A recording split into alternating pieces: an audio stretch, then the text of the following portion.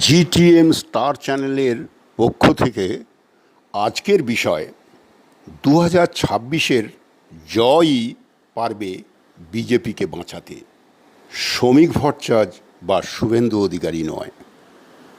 শুনুন, এবারের নির্বাচনী লড়াইটা মূলত তৃণমূল ভার্সেস বিজেপির মধ্যে সীমাবদ্ধ হলেও সিপিএম কংগ্রেস একটা বড় ফ্যাক্টর হিসাবে কাজ করবে বলে আভাস পাওয়া যাচ্ছে।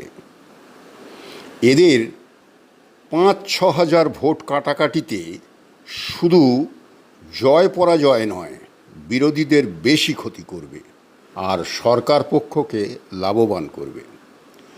সরকার বিরোধী ভোট কতটা জোটবদ্ধ হতে পারল সেটাই বিজেপির একমাত্র পুঁজি। কারণ এবারের ভোটেও মুসলিম ভোট বিজেপি পাবে না বলে ধরে নিতে হবে। মুসলিম ভোট জোটবদ্ধ হলেও হিন্দু ভোট বিজেপির পক্ষে কতটা জোটবদ্ধ হতে পারবে সেটাই এখন লাখ টাকার প্রশ্ন। এর থেকেও বড় প্রশ্ন নির্বাচনে কতটা স্বচ্ছতা থাকবে।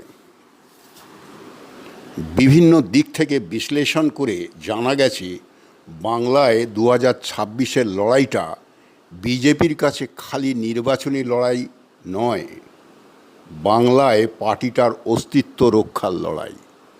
কারণ একমাত্র পূর্ব মেদিনীপুর ছাড়া হারতে হারতে, মার খেতে খেতে, আশায় থাকতে থাকতে কর্মীদের পিঠ দেওয়ালে ঠেকে গেছে। এবারেও নিরাশ হলে ঘরে বসে যারা বিজেপি করে তারা ছাড়া মার খেতে আর অত্যাচারিত হতে কেউ বিজেপি করতে আর রাস্তায় নামবে না। তাই পশ্চিমবঙ্গ বিজেপি কর্মীদের কাছে 2026-এর বিধানসভা ভোটটা বাঁচা মরার একটা অগ্নি পরীক্ষা, নির্বাচন নয়।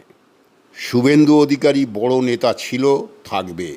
শ্রমিক ভট্টাচার্য সভাপতি সবে হলো, এখন 3 বছর বহাল তবিয়াতে থাকবে।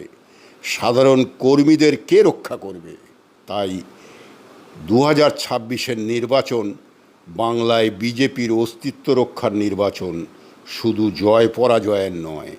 একটা সাবস্ক্রাইব আর একটা লাইক করতে অনুরোধ রইল। ধন্যবাদ।